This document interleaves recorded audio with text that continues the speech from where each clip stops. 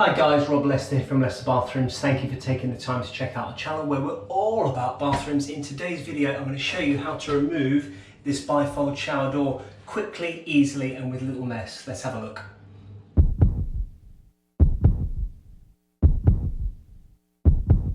So before we get into the video, if you could please consider subscribing to the channel. There's a button right here. It really helps me make content to help you guys, help me out, you out. It really helps me. Tools we need today: impact cordless driver or any cordless driver, really sharp standing blade, brand new blade. There's a lot of sealant to cut. Phillips screwdriver, and I just sometimes use a really tiny little electrical screwdriver if I can't get some of the screws out with the big Phillips. So let's get inside the screen, see how it's all put together so we know how to take it apart. So we're inside the enclosure and we can see the back of the screen. This is where all the action happens, and if your screen has been fitted properly, all of the fixing screws should be on the inside for the screen at least anyway. So let's have a look at how it's put together. So these screens have two wall profiles. This and then this screen is one piece that slots into those profiles. So there's a lot of adjustment here.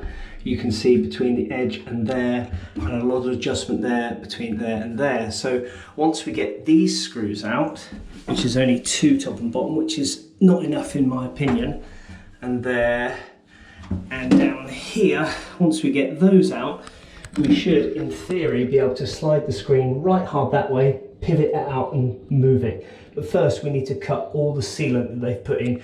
Incidentally, they've sealed the screen from the inside, as you can see, which is a big no-no. Only seal a screen on the outside and up about 4 inches of the profiles according to your instructions.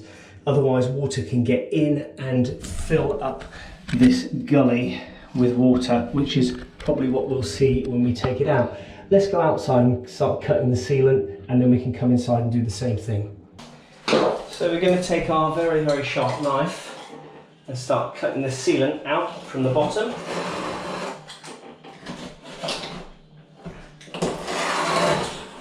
You'll see when it starts to move, just give it a couple of passes.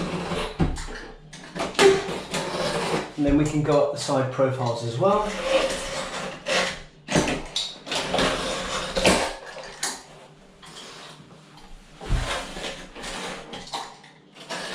So once we've cut that all through, we'll go inside and do the same thing.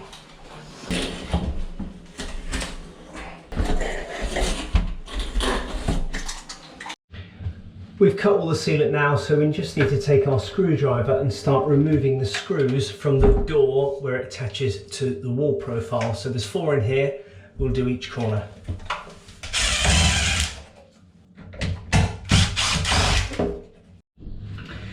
So all of our screws out now, so we need to push the door hard one way to swing the other way out. I'm going to go this way because I've got a medicine cabinet here and I don't want to clash that. I've got a lot more scope this way. So see if we can get it moving over. There we go. That's completely clean, and then you can see now we have our gap on the side here. So now it's just a case of swinging the door out and pulling it off the other wall profile. Once you've got one side out, probably best to close the door so you're not one side heavy.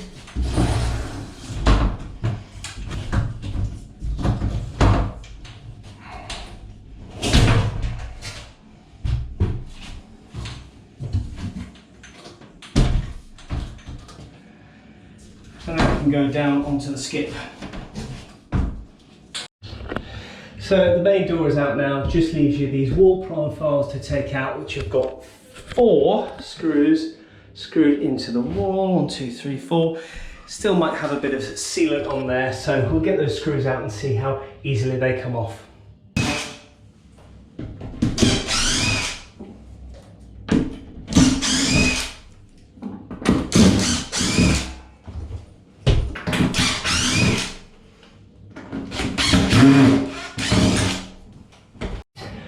So still pretty stuck, so they might have put a bead of silicone behind the profile as well. So we'll give the knife another go and see if we can't get it moving a little bit more. And then I'm going to gently go in with a hammer and scraper just on the edge to try and get it moving.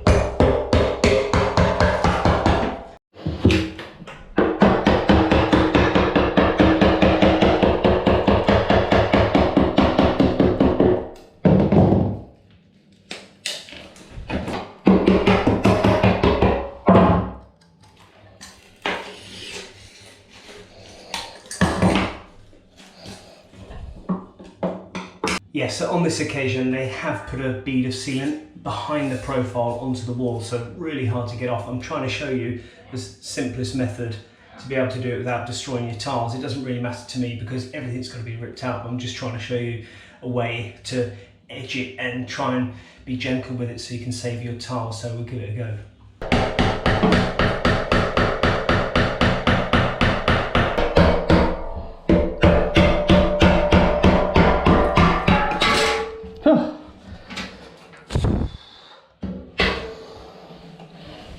So a bit of a mammoth effort there getting that profile off the wall, because as you can see, they've sealed completely behind it. They've also grouted up to it.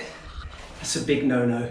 That's a potential water leak here and could destroy the whole wall. But I was determined to show you that you can get these profiles off without desperately damaging the tiles. This side I hacked off because I know that we're not retaining these tiles, but I wanted to show you at least one side where we could ease it off and get a scraper in there and very gently just work it up with a knife and try and cut the back to try and save these tiles if you're just putting a new screen in. So she's all out and I've got a right swell.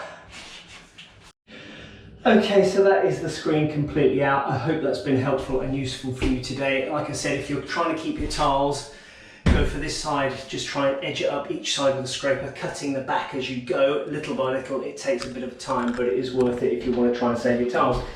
If you're not saving your tiles, do it this side, go a bull at a china shop and just smash it off. If tiles come off with it, it's not the end of the world. So put a comment in the comment section if there's something I've missed or something you'd like to know, and we will see you on the next video. Try and subscribe if you can.